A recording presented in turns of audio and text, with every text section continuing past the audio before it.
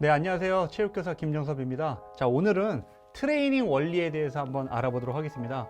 그래서 운동 시작 전에 알아두면 좋은 원칙 하나랑 트레이닝의 기본적인 원리에 대해서 한번 알아보도록 하겠습니다. 운동 시작 전에 알아두면 좋은 원칙들에 대해서 우리가 한번 알아볼 텐데요. 제일 먼저 운동할 시간을 확보해야 됩니다. 운동 시간이 확보가 되지 않으면 언제 운동을 해야 될지 말아야 될지 굉장히 고민스러울 거예요. 그래서 바쁜 일상생활 속에서도 운동을 규칙적으로 하는 것은 굉장히 쉽지가 않습니다. 간단한 일이 아니죠. 그래서 운동을 위한 시간을 미리 확보해 두는 것이 굉장히 중요한데요. 따라서 계획은 필수입니다. 계획 없이 운동하는 것은 단순히 체력만 낭비한다 이렇게 생각하시면 굉장히 좋을 것 같아요. 주 3회 1일 1시간에서 2시간까지 이렇게 계획을 잡아놓고 하는 것이 굉장히 중요합니다. 일상생활에서 운동할 수 있는 시간을 확보하는 것이 되게 좋을 것 같아요. 운동 방법 뭐가 있을까요? 엘리베이터나 에스컬레이터 대신에 계단을 이용하는 방법은 어떨까요? 짧은 거리, 대중교통을 이용을 하는데 두 정거장 이내는 우리가 짧은 거리라고 보고 두 정거장 이상은 긴 거리라고 봤을 때 대중교통이 좀 짧은 거리에서는 그냥 도보나 뛰어가면 어떨까요? 거리가 좀 먼 대중교통 두 정거장 이상의 거리는 자전거로 좀 이용하는 것도 굉장히 좋은 방법이라 생각이 됩니다. 자, 이빨을 닦을 때, 치카치카를 할 때 스쿼트나 런지 등의 운동을 하게 된다면 굉장히 도움이 될 것 같고요. 텔레비전을 볼 때 가만히 텔레비전을 보는 것이 아니라 복근 운동을 하면서 텔레비전을 보는 것도 굉장히 좋은 일상생활에서 할 수 있는 실천 방안이 될 거라고 생각이 됩니다. 소파에 앉아 있을 때 이 폼롤러를 활용해서 거기 앉아서 우리가 TV를 보거나 거기서 좀 활동을 하게 되면 우리가 일석이조의 효과를 얻을 수가 있고요. 대중교통을 기다릴 때도 가만히 있지 말고 스쿼트를 하면서 이 하체 운동을 하는 것도 굉장히 좋을 거라고 생각이 됩니다. 자, 등하교를 할 때 조금 더 일찍 일어나서 한번 학교 왔다 다시 집에 갔다 다시 오는 2회 반복을 하게 되면 약간 자극이 있겠죠. 이렇게 운동의 효과를 좀 얻을 수 있게끔 일상생활에서 운동 시간을 확보하는 것도 중요하다고 생각이 됩니다.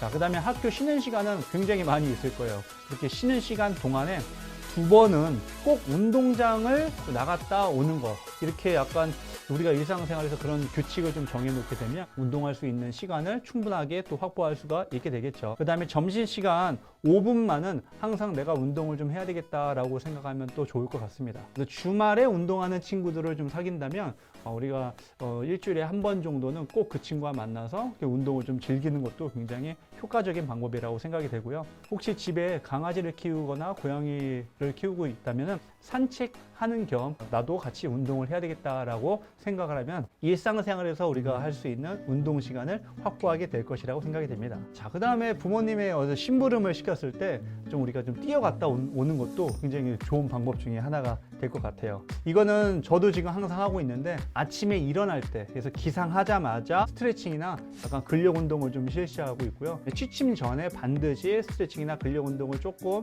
강도는 좀 약하게 하더라도 우리가 일어날 때나 그 다음에 잠을 잘 때 자기 직전에 우리가 운동을 하는 것도 굉장히 좋은 방법 중에 하나라고 생각이 됩니다. 자, 그 다음 두 번째 원칙입니다. 운동 후에 이 상쾌함을 잊지 말았으면 좋겠어요. 운동을 하고 난 후에는 굉장히 그 좋은 호르몬들이 몸에서 분비가 되기 때문에 굉장히 그 엔돌핀도 높아지게 되고 상쾌함을 우리가 느낄 수가 있게 되는데, 그 운동 후에 상쾌함에 초점을 둔다면 굉장히 좋은 효과를 얻을 수가 있을 거라고 생각이 됩니다.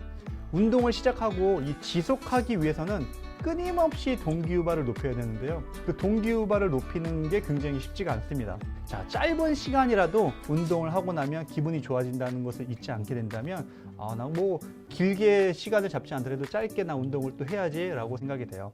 운동 전에 5만 가지 그 생각이 들 거예요. 나 오늘은 조금 몸이 안 좋은데, 오늘은 좀 운동을 좀 쉴까? 나 오늘은 운동할 기분이 안 되는데, 여러 가지 그런 핑계들이 많을 거예요. 그래서 그런 머릿속에 그 운동을 하지 말아야 된다는 그런 핑계거리가 생길 텐데, 자, 운동 후에 나의 그 상쾌함을 계속 생각한다면 또 다른 그 운동에 하고자 하는 동기유발이 되지 않을까 생각이 됩니다.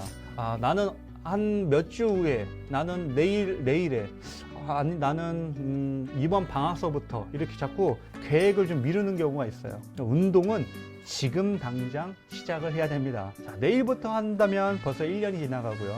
자, 바쁜 일 좀 해결하고 내가 운동을 해야 되겠다라고 한다면 벌써 몇 개월이 지나갈 것입니다. 나약한 생각은 버리고 지금 당장 일어나서 스트레칭을 하고 뛰어나갈 준비를 하는 것도 굉장히 중요하겠습니다. 자, 운동을 할 때 체중에 자꾸 신경을 쓰는 학생들이 많아요. 체중 말고 체지방 비율에 신경을 쓰는 것은 어떨까요?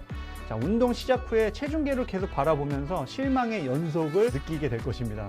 체중계의 눈금에 집착하는 경우가 많고 오히려 그것이 스트레스를 얻는 방법이 될 거예요. 체중계의 눈금보다는 이 체지방의 비율, 즉 체량의 증가가 됐다라는 것에 목표를 두고 운동을 실천을 해야 될 것입니다. 너무 허황된 꿈과 계획이 너무 크거나 운동의 효과를 너무나도 큰 어떤 목표 지점을 너무 크게 한다면 내가 바로 실천할 수가 없게 돼요. 바로 실천할 수 있는 것부터 우리가 시작하면 좋을 것 같습니다. 운동 시작서부터 너무 어려운 것을 시도한다면 금방 포기하게 됩니다. 아주 쉬운 것부터 시작을 하게 되고 좀 단기적으로 나는 큰 효과를 얻어야 되겠다라고 목표를 우리가 하는 것보다는 장기적으로 생각하는 게 좋을 것 같고요. 운동 자체가 싫어져요. 너무 힘든 거거나 너무 이 허황된 꿈을 갖고서는 내가 운동을 시작한다면 포기하는 것도 빠를 뿐더러 운동 자체가 싫어지는 경우가 있습니다. 무리하게 운동을 해서는 절대로 안 되겠죠.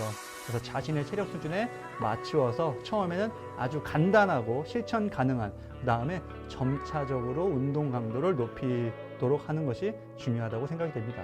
우리가 운동을 할 때 알고 시작해야 되는 것도 되게 중요해요. 무작정 그냥 운동을 하는 거가 아니라 요렇게 해야만 이런 큰 효과를 얻을 수가 있겠구나 라고 우리가 운동에 대한 기본 원리에 대해서 알고서는 시작하는 것이 중요합니다.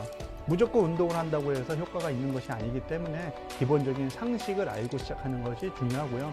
특히 트레이닝 원리에 대해서 알고 있어야 그거는 어떻게 보면 운동의 기본 상식이라고 볼 수 있어요. 그래서 기본적인 트레이닝 원리를 알고서는 우리가 운동하는 것도 되게 중요합니다. 우리가 트레이닝 원리를 좀 알고 그 다음에 영양학이라든가 역학이라든가 그 다음에 해부학, 생리학 등의 과학적 원리를 이해하게 되면 굉장히 큰 여러 가지 효과들을 알게 되고 그 다음에 실천할 수 있게 될 것입니다. 자신을 좀 알아야 될 것 같아요. 자, 너 자신을 알라라는 말이 있죠. 자신을 알고 시작을 해야 되는데 자신이 좋아하는 것이 무엇인지, 내가 할 수 있는 것이 무엇인지, 내가 실천 가능한 것이 무엇인지를 알고서는 시작하는 것이 중요합니다. 자신에게 맞는 운동을 찾아야 되는 것이 중요하겠죠.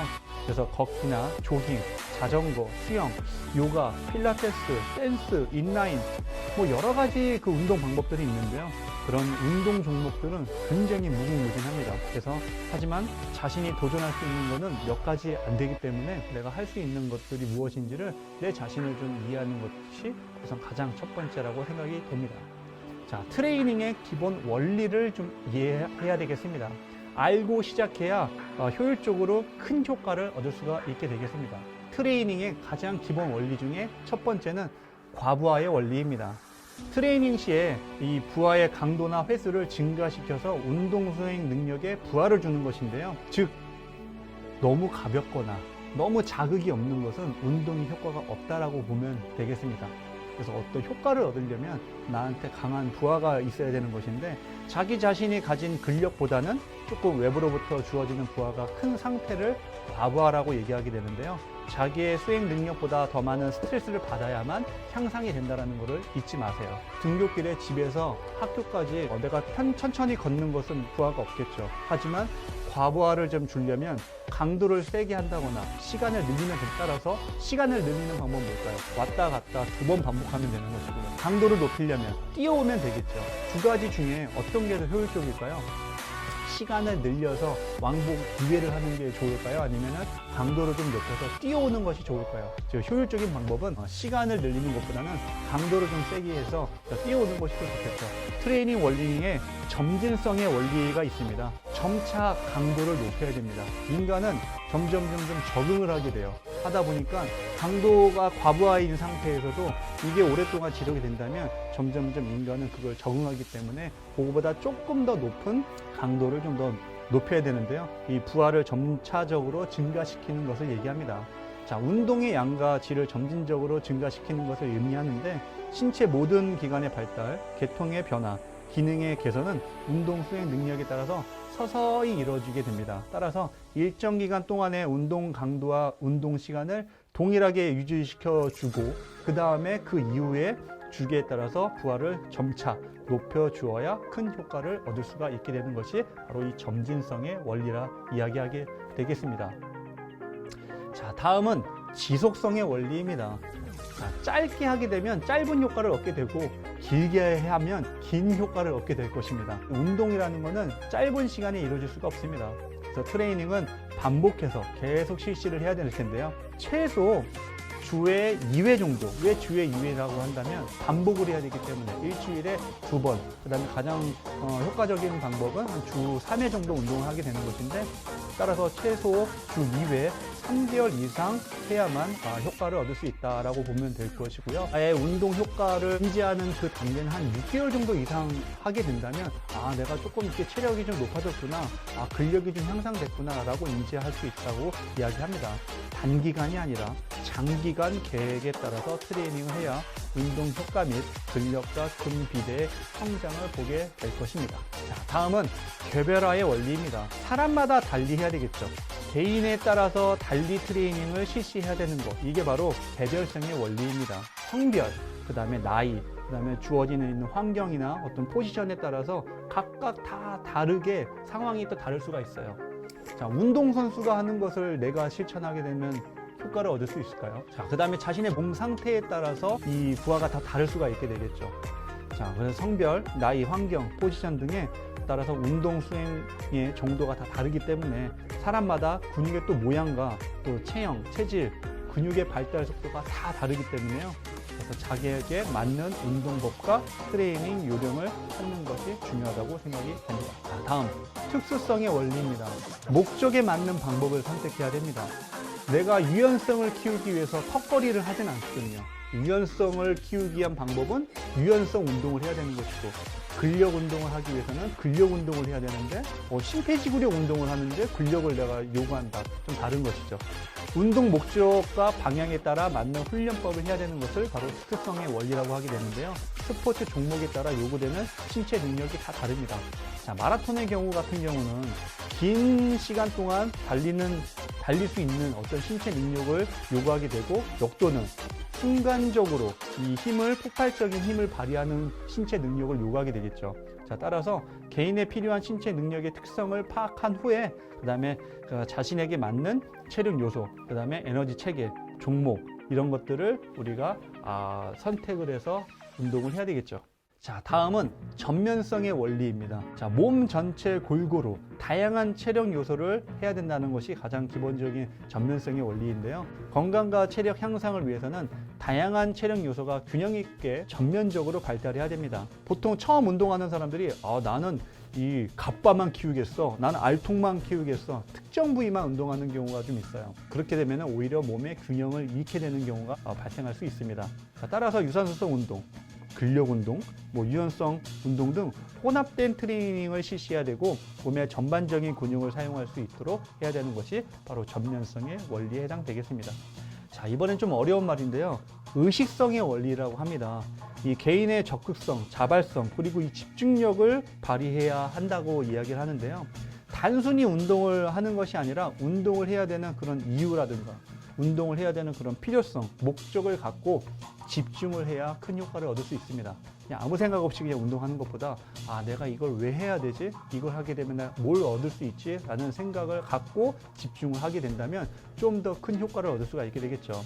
자, 따라서 트레이닝에 대한 목표 그리고 훈련 전반에 걸친 과정을 좀 인지하고 숙지해야만 되겠고요. 자, 따라서 단순히 운동하는 것이 아닌 필요성과 목적을 갖고 스스로의 이 트레이닝에 대한 집중력과 적극성을 발휘해야 큰 효과, 향상을 얻을 수가 있게 되겠습니다. 이제 다음으로는 좀 어려운 말이 있는데요. 가역성의 원리라고 합니다. 물질이 어떤 상태로 변화하였다가 다시 원래의 상태로 되돌아가는 성질을 바로 가역성이라고 이야기합니다. 자, 신체는 사용하지 않게 되면 퇴화하는 성질이 있습니다. 즉, 트레이닝에서 운동을 중단하게 된다면 신체의 기능과 외형이 퇴화돼서 운동 전의 원래 상태로 돌아가려 할 것입니다.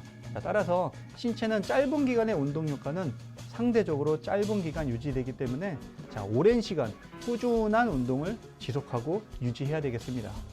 자, 다음은 다양성의 원리입니다. 매일 같은 운동을 한다면 또 인간은 적응을 하게 됩니다. 자, 따라서 여러 운동 프로그램을 고안해야 해야 될 텐데요. 여러 가지 운동 프로그램을 고안하고 트레이닝에 참여 의욕을 높이고 신체의 다양한 방향의 자극을 기대할 수 있게 되겠습니다. 자, 우리가 알고 실천해야 됩니다. 아는 만큼 발전할 것이고 실천하는 만큼 성장할 것입니다. 그래서 우리가 운동 전에 기본적으로 알아야 될 원칙들에 대해서 이야기해 봤고요. 그 다음에 운동하기 전에 또 기본적으로 기본 상식인 트레이닝 원리에 대해서 알아보았습니다. 수고하셨습니다.